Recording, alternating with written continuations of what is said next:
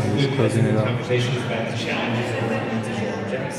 So we do have a draft of DadoCM. I'll put this QR code up, so this is where you can take a look at the draft.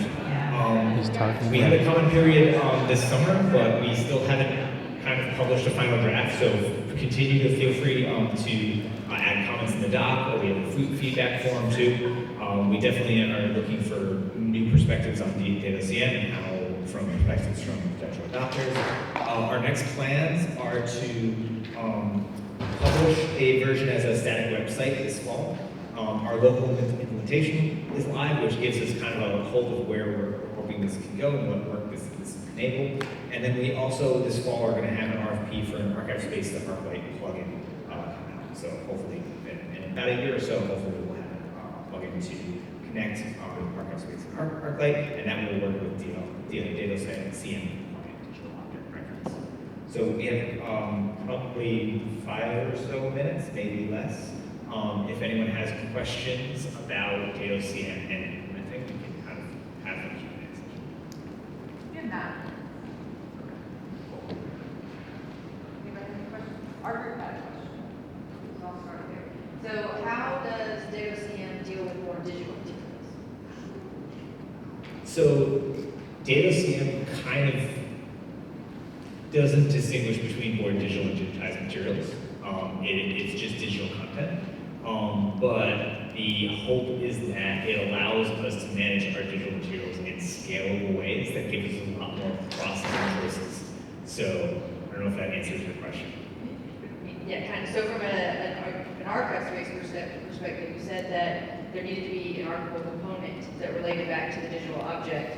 So is the idea that more digital materials would be described as archival objects within ArchiveSpace? Yes, that's definitely what our DadoCM is. So basically, we would take our born digital records and describe it in ArchiveSpace, but hopefully DadoCM gives us a way that we don't necessarily have to do this file by file, unless there's a peculiar reason for doing so.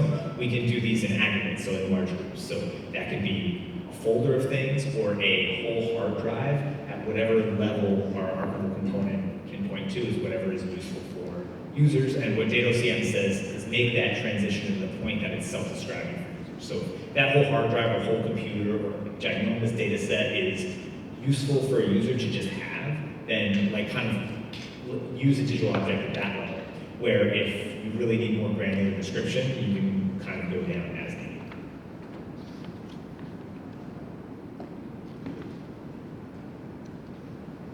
Anyone else has questions, please come up. But yeah, that's really interesting because I've seen a lot of people manage born digital material a lot of different ways in ArchiveSpace, as I'm sure you can imagine. But one popular way I've seen is that people do, like exactly what you're describing, manage it as a resource, essentially, and at the archival object level, because you're better able to create those hierarchies and then also ultimately export the EAD if you want. So yeah, it kind of depends from an ArchiveSpace perspective what you want to export out or what you want to do with it.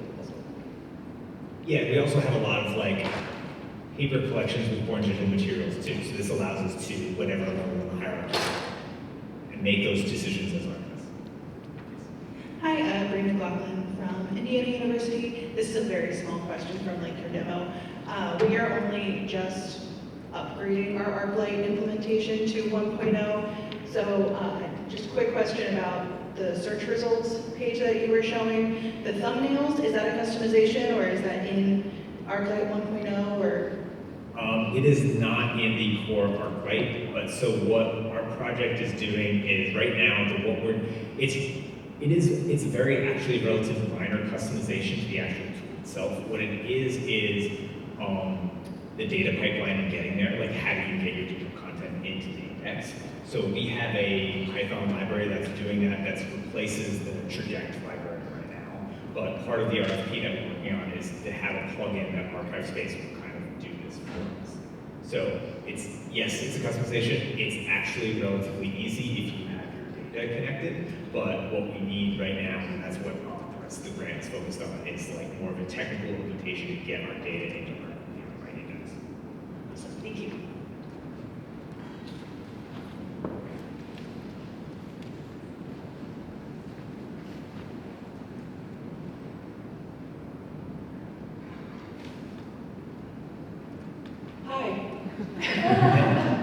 Thank you for your presentation. I just want to Sure. Thanks.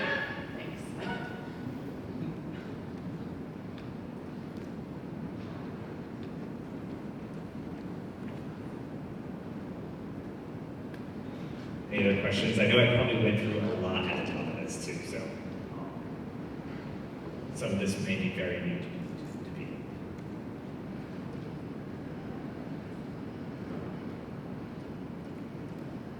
Slowly walk up so if there are questions.